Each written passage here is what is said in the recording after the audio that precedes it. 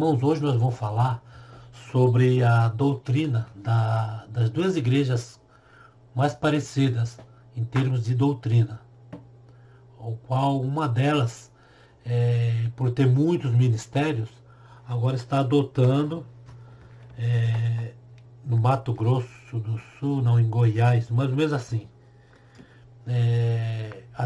usos e costumes, né? Como eu já fiz um vídeo dizendo isso. Só que não vamos ver os pontos de doutrina da Congregação Cristã no Brasil e a Assembleia de Deus, que são quase parecidos. Aí isso vai tirar logo de vez essa dúvida que muitos me perguntam. Manda e-mail para mim me perguntando por que a congregação não considera as outras igrejas. Que isso daí é o que falam aí, né? Uma pessoa chega no canal e fala isso, é muita responsabilidade, né? Ele tem que saber muito sobre isso. E não vamos tirar de vez essa dúvida, irmão. Por quê? Porque as duas, o que vai diferir de uma para outra, se não me falha a memória, eu vou ler aqui, é só o dízimo, né? Que a Congregação Cristã no Brasil não cobra o dízimo. Tem as coletas normais, que se para manter um templo e para construir precisa de coleta, né? Como todas as igrejas. Mas tipo de um dízimo, dizimar o que você ganha, o que você vende. 10% tem que ser da igreja, quer dizer, de tudo que você for fazer, 90% só é seu, 10% é da igreja. Isso a congregação não tem. Ali é dê com a mão direita o que a esquerda não vê. É mais ou menos assim mesmo. E nós vamos ver os dois pontos de doutrina. Por quê? Porque a congregação não, assim, não gostaria, não é gostar, não considera as outras igrejas, porque no caso da Assembleia de Deus e a congregação são quase iguais. A doutrina deles e a doutrina nossa são quase iguais. E o que difere é isso que eu disse, que é o do dízimo. Eu vou ler aqui, irmãos. Vamos ver. Primeiramente a Assembleia de Deus. Aqui tem um sitezinho aqui. É Assembleia de Deus no Japão.com. Que eu já tinha essa matéria já pronta. E me despertei agora. No início do século XX, apesar da presença de imigrantes alemães e suíços de origem protestante e do valoroso trabalho de missionário de igrejas evangélicas tradicionais, nosso país era quase totalmente católico. Quando Daniel Berg e Guinar, eu não sei falar esse nome direito, chegaram ao Brasil em 19 de novembro de 1910, ninguém poderia imaginar que aqueles dois jovens suecos estavam para iniciar um movimento que alteraria profundamente o perfil religioso e até social do Brasil por meio da pregação de Jesus Cristo, como o único e suficiente Salvador da humanidade e a atualidade do batismo no Espírito Santo e dos dons espirituais. Em poucas décadas, a Assembleia de Deus, a partir de Belém do Pará, onde nasceu, começou a penetrar em todas as vilas e cidades até alcançar os grandes centros urbanos, como São Paulo, Rio de Janeiro e Belo Horizonte e Porto Alegre.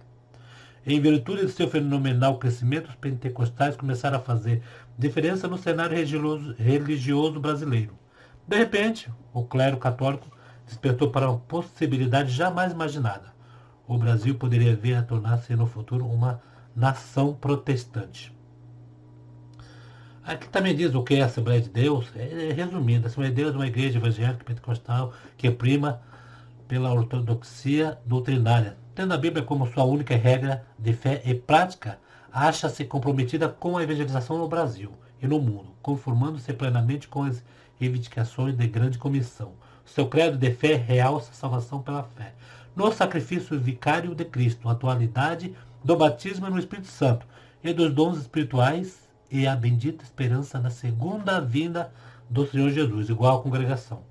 Consciente de sua missão, a Assembleia de Deus não prevalece do fato de ter, segundo algumas estatísticas, em torno de 18 milhões de membros, apesar de possuir um considerável poder político, optou por agir profética e sacerdotalmente. Se, por um lado, protesta contra as iniquidades sociais, por outro, não pode descuidar de suas responsabilidades intercessoras. Agora, aqui tem o compromisso com a palavra de Deus, a última saudação, Ginarviguem. Em que cremos? Esse é o ponto de doutrina deles. Ouça aí, que é quase igual ao da congregação. Por isso que eu falo que antigamente era o povo quase iguais. Os dois povos, né? Você olhava um, olhava outro e saudava, não sabia quem era quem. Hoje que mudou, né? Em que cremos? Em um só Deus, eternamente subsistente em três pessoas, o Pai, o Filho e o Espírito Santo. Deuteronômio 6, versículo 4. Mateus 28, versículo 19, Marcos 12, versículo 19. Segundo, na inspiração verbal da Bíblia Sagrada, a única regra infalível de fé, normativa para a vida e o caráter cristão. Na concepção virginal de Jesus, em sua morte vicária e expiatória, em sua ressurreição corporal dentre os mortos e sua ascensão vitoriosa aos céus. Na pecaminosidade do homem que destituiu da glória de Deus, e que somente o arrependimento e a fé na obra expiatória e redentora de Jesus Cristo é que o poder restaura Deus. Na necessidade absoluta do novo nascimento pela fé em Cristo e pelo poder atuante do Espírito Santo e da palavra de Deus, para tornar o homem digno do reino dos céus. Esse já é a quinta doutrina deles, né? Na sexta, é no perdão dos pecados, na salvação presente perfeita e na eterna justificação das almas recebidas gratuitamente de Deus pela fé no sacrifício efetuado por Jesus Cristo em nosso favor. Vai observando que é a mesma coisa da congregação. Esse daqui já é na sétima.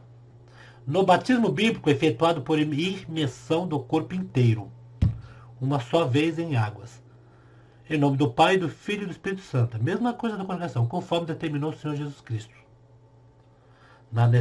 Oitavo, na necessidade e na possibilidade de termos de viver a vida santa mediante a obra expiatória e redentora de Jesus no Calvário, através do poder regenerador, inspirador e santificador do Espírito Santo, que nos capacita a viver como fiéis testemunhas do poder de Cristo.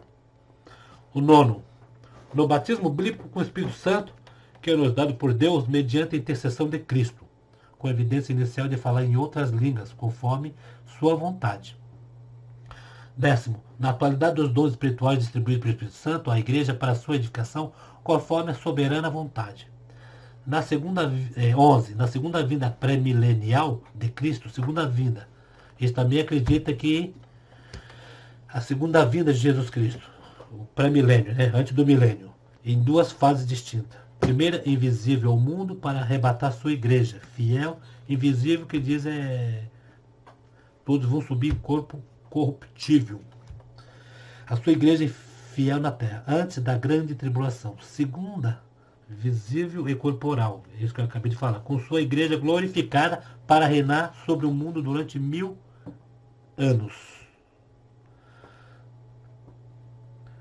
12. Que todos os cristãos comparecerão ante ao tribunal de Cristo para receber recompensa de seus feitos em favor das causas de Cristo na terra. A recompensa, nós, da congregação, vamos receber a vida eterna. Tem outra recompensa. 13. No juízo vindouro, que recompensará os fiéis e condenará os infiéis. 14. E na vida eterna de gozo, felicidade para os fiéis e tristeza, tormento para os infiéis. Aí repetiu o 13, né? Doutrinas. Arrebatamento da igreja, porque o mesmo Senhor descerá do céu com alarido, com voz de arcanjo e com a trombeta de Deus, e os que morreram em Cristo ressuscitarão primeiro. Depois nós, os que ficamos vivos, seremos arrebatados juntamente com eles nas nuvens e encontrar o Senhor nos ares. Assim estaremos com o Senhor. Mesma coisa da congregação. O termo arrebatamento deriva da palavra raptus, em latim, que significa arrebatado rapidamente e com força. O termo latino raptus equivale ao harpazo em grego, traduzido por arrebatado. Esse evento descrito aqui em tal refere-se ao ocasião em que a igreja do Senhor será arrebatada da terra para encontrar-se com ele nos ares. O arrebatamento apenas salvo em Cristo.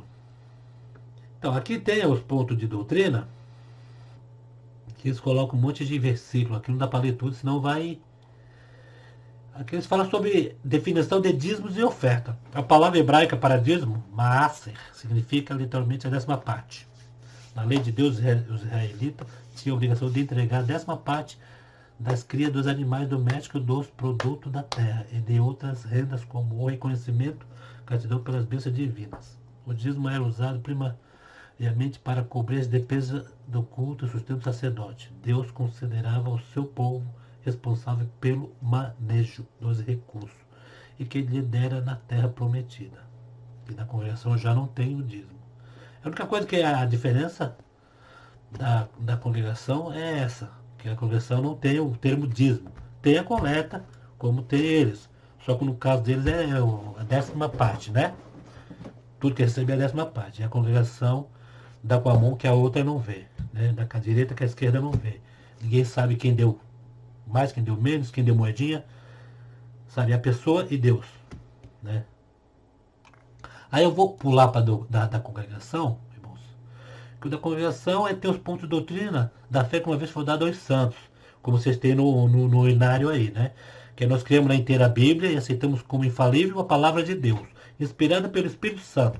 A palavra de Deus é a única perfeita da nossa fé e conduta, e ela nada pode acrescentar ou ela diminuir. É também o poder de Deus para a salvação de todo aquele que crê. Nós cremos que há um Deus vivente e verdadeiro, eterno e definido poder, Criador de todas as coisas, cuja unidade há 3 pessoas distintas. Mesma coisa que a Assembleia de Deus, Pai, Filho e Espírito Santo. Terceiro, nós cremos que Jesus Cristo é Filho de Deus e a palavra feita carne, havendo assumido uma natureza humana quando ele desceu no ventre de Maria Virgem, possuído por ele. E conseguinte 2 naturezas. Ele teve a divina e a humana. Por isso é chamado verdadeiro Deus e verdadeiro homem, e o único Salvador, pois sofreu a morte pela culpa de todos os homens.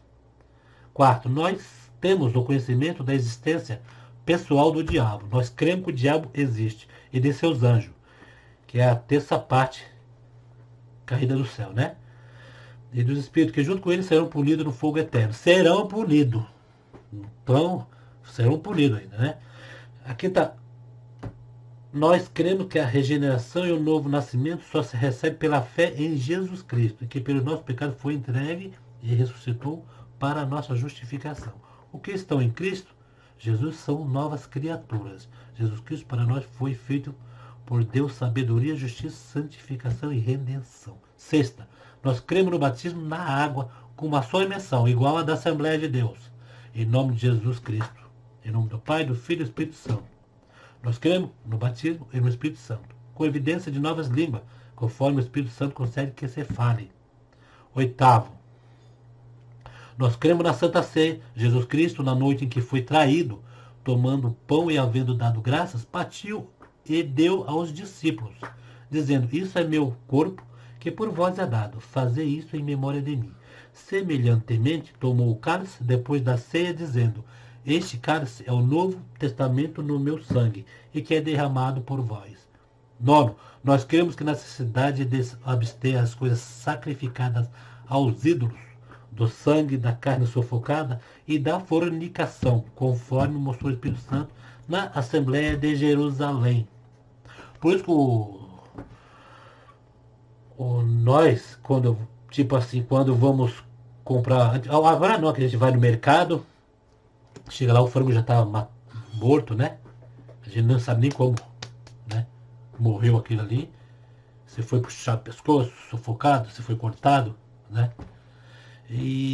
Mas antigamente, quando a gente ia, eu mesmo ia na granja, nós filhos de Cristo, a gente era aconselhado, até o rapaz que vendia frango lá, que ia matar, quando era a gente que ia comprar, ele já sabia que era sangrado. Ele nem puxava o pescoço, né? Para aquele sangue ficar ali dentro. Era sangrado. Era uma coisa que se usava muito. Hoje, depois que as granjas mesmo sumiu, os frangos vende congelado, né? Que é um pouco mais barato do que as próprias granjas. As empresas começaram a fazer isso daí. Tem bastante frango congelado, aí acabou. Mas antigamente, quando eu dizia na granja, era assim. 10º, nós cremos que Jesus Cristo tomou sobre si as nossas enfermidades. Está entre alguém em voz doente? Chame os presbíteros da igreja e orem sobre ele, ungindo com azeite, em nome do Senhor. E a oração da fé salvará o doente. E o Senhor o levantará, e se houver cometido algum pecado, ser-lhe-ão perdoados. Tem até o 12. 11. Nós cremos que o mesmo Senhor antes do milênio, igual da Assembleia, descerá do céu com alarido, com voz de arcanjo, com trombeta de Deus. E os que morrerem em Cristo ressuscitarão primeiro. Os que morreram em Cristo é aqueles que não cometeram nenhum deslize, né? Nenhum pecado grave, né? Depois nós, os que ficamos vivos, seremos arrebatados juntamente com eles nas nuvens, ao encontrar com o Senhor nos aires, e assim estaremos sempre com o Senhor. Aí é o 12. Nós cremos que haverá ressurreição corporal dos mortos, justo e injusto. Estes irão para o tormento eterno, mas os justos para a vida eterna. Quando for a ressurreição de todos, os que estiverem mortos, cada local que eles ali ficaram, né? Vamos supor, se afogaram, morreram queimados, eles vão. Cada lugar desse vai ter que dar conta dos seus mortos, né? Dos justos e injustos. Todos irão ressuscitar. Ressuscitar, que eu digo, não carne, espírito, né? Estes irão para o tormento eterno, justo. Mas o justo para a vida eterna. Mateus 25, versículo 46. Observação. A doutrina professada na congregação cristã é resumida desses 12 artigos de fé, aprovado por todos os representantes das igrejas italianas de mesma fé, da América do Norte e Canadá, na convenção realizada em Niagara Falls, Nova York, Estados Unidos, no dia 30 de abril de 1º de maio de 1927, e revisado na reunião anual realizada em Chicago, Illinois, Estados Unidos, de 2 a 4 de julho de 1933. Nos anos seguintes, esses artigos de fé seriam adotados pelas igrejas no Brasil e Argentina. Niagara Falls, Nova York, local onde foi redigido os artigos de fé, e era a igreja comum do irmão ancião Maximiliano Tozetto, um dos autores do Zinário e redator dos artigos de fé, supracitado. Essa igreja nunca foi ligada à congregação. Essa igreja nunca foi ligada à congregação cristã no Brasil, CCB. Todavia, esses artigos foram adotados por ela e permaneceram inalterados até o ano quando alteraram.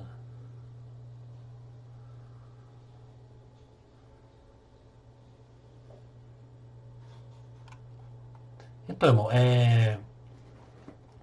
esse é o ponto de doutrina da congregação, que são 12, né? Da Assembleia de Deus, a gente pode ver aqui que a doutrina deles, deixa eu pôr aqui, que vocês vão ver a doutrina, que eu acabei passando. O deles parece que é bem mais o ponto de doutrina deles, né? É bem mais. Então, a doutrina vai até 9. Vai até 9. Depois vem lá vem os artigos aqui. Que é bastante aqui. Fala do dízimo, fala da administração do nosso dinheiro, tal. O que devemos fazer quando em busca da cura divina. Vocês vendo entrando nesse site aqui, Assembleia de Deus no Japão, vocês vão ver um monte. Mas o que eu quero chegar a essa conclusão, irmãos, é o seguinte: é que a congregação cristã no Brasil, quase a doutrina é igual à da Assembleia de Deus. Então, logo mais, por que nós vamos desfazer dos irmãos da Assembleia de Deus, que é quase parecido?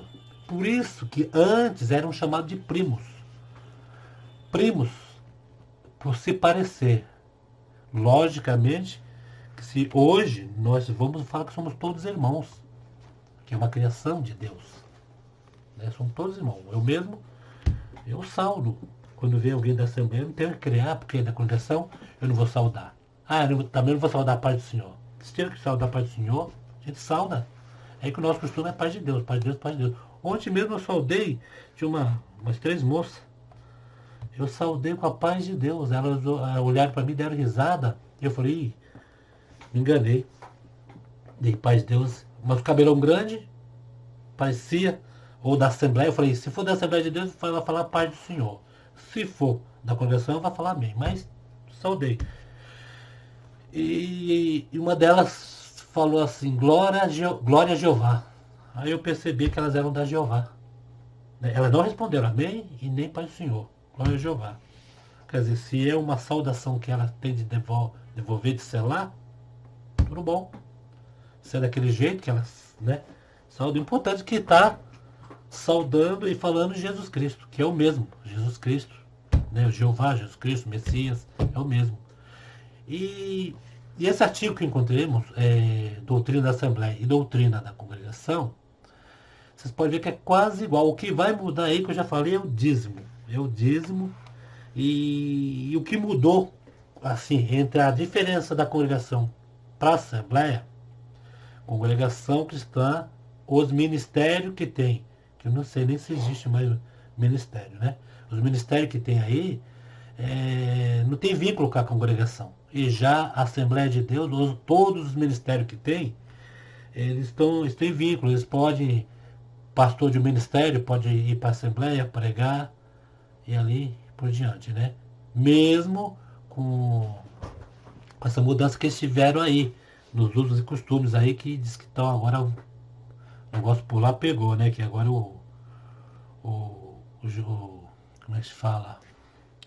O presidente lá, já fez uma carta lá dizendo que tem que ter os usos e costumes e todos têm que se adequar, né? Que muitos, quando eu fiz o primeiro vídeo, muitos assembleanos da Assembleia aprovaram, gostaram.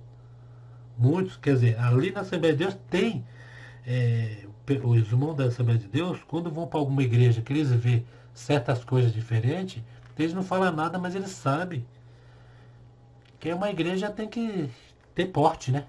Tem que ter porte. Ah, mas a roupa não salva ninguém. Não salva ninguém. Mas você vai para um lugar onde uns se veste de um jeito, outros se veste de outro, você não vai diferenciar ali quem é quem. Tem que ter uma decência, uma disciplina, né? Para você diferenciar o que é crente ou não é, né? Na congregação tem a mulher do lado, o homem de outro, tem as vestimentas. Agora você me pergunta, na congregação tem gente que vai também com as roupas? Tem. Mas acha que essas pessoas que vai com essas roupas desse jeito não se sente diferente? Ele se sente meio constrangido ali? Vai para um lugar, não vou porque eu tô com essa roupa, não tô adequada. E ali, Deus pede conta dela, não é o irmão não, que o irmão chega, irmã, próxima vez, ele nem deve falar isso, né, porque vai constranger a pessoa, mas é a pessoa mesmo dentro de si que vai se sentir acusado de vestir aquele tipo de roupa. Às vezes é até na rua, alguém que conhece a igreja vai chegar para a pessoa, pô, mas você é crente e se veste pior do que eu? Entendeu? Isso é uma coisa que a congregação também não vai editar ali regras e forçar a pessoa a vestir a roupa. Ele vai chegar na congregação ali, vamos supor, com uma mini saia, e aí? Ele vai ficar, se for irmã, vai ficar até meio sem jeito de sentar nos bancos, né? Vai ficar meio constrangida. Parece que vai estar nua. Aí vendo outras irmãs ali com bem vestida, não digo saia para varrer no chão, mas pelo menos um pouco abaixo do joelho, né? Que é o recomendado, né? Então é isso aí, irmão. Eu espero que vocês entenderam. Eu vou colocar aí as doutrinas de uma e de outra, para vocês verem que é quase igual. E a congregação não desfaz de religião nenhuma, não tem exclusivismo, da congregação, não seria nem essa palavra exclusivismo, seria a doutrina da congregação. Agora, quem quer chegar ali e mudar a doutrina, tanto quem saiu porque queria mudar a doutrina, pode ver que os irmãos bateram o pé. Muitos que estavam lá, teve irmãos lá que fundaram outra igreja, Ministério Jandira, não sei nem se existe mais Ministério Jandira. Depois teve várias igrejas aí que os ministérios foram feitos, não foram para frente, né? Não foram para frente, que a maioria do povo de lá se rebelaram um contra o outro ou voltaram para a congregação, entendeu? Arrependido. E não vai mudar a doutrina da congregação, não vai mudar, não vai. Aí eu tenho que colocar esses 2 pontos de doutrina aí, né? Eu ainda não sei de outra igreja, ainda vou estudar da Deus é Amor, que são 3 igrejas parecidas, que é a Congregação, a Assembleia de Deus e Deus é Amor. As outras igrejas eu já não sei, né, como que é. E a única coisa que diferencia também a Assembleia de Deus, uma coisa assim, bem, que vocês podem ver aí, que vocês podem ver vídeos da Assembleia de Deus, a orquestra da Assembleia de Deus. Não é uma orquestra assim, igual a da Congregação Sinfônica. É uma orquestra onde entra a bateria, tem locais, não são todos, que tem até aquele bumbo. É uma coisa assim mais, o lado mais banda, né? Mais banda. Não é nem uma orquestra normal, né? Que às vezes é mais desencontro. Você chega. Porque tem vídeo aí da Assembleia de Deus que você vai ouvir lá eles louvando e você não vai entender qual instrumento é qual instrumento. Um faz barulho daqui, outro pega dali, não tem aquele segmento, né? As notas tudo certinho, param juntos, né? E aquele prato lá da bateria lá que sempre fica tinindo, é o que diferencia, né, a banda deles. Mas é um povo que busca Deus, um povo que sincero. O assembleano é um povo sincero. Gostaria que fosse todos um só, né? Gostaria que fosse todos, ou assembleia de vez ou congregação de vez, né? É isso daí, irmãos. Qualquer dúvida aí sobre esse ponto de doutrina, se tiver algum assembleano aí que achar que esse ponto de doutrina que eu li, que eu tirei do site, né? Não é este, pode mandar aí aviso. Tem o meu e-mail do canal aí embaixo. Manda aí. E se tiverem também alguma novidade, alguma coisa que possa falar, aí pode falar que a gente aqui também tá para explicar e para aprender junto com vocês, né? Dentro das possibilidades certas, né? Quer dizer que não ultrapassa uma coisa assim que não é certo mesmo, a gente não vai concordar. Cada um tem o seu ponto de vista, né? Então tá bom, irmãos. Ficam todos na santa paz de Deus. Até o próximo vídeo, se Deus quiser.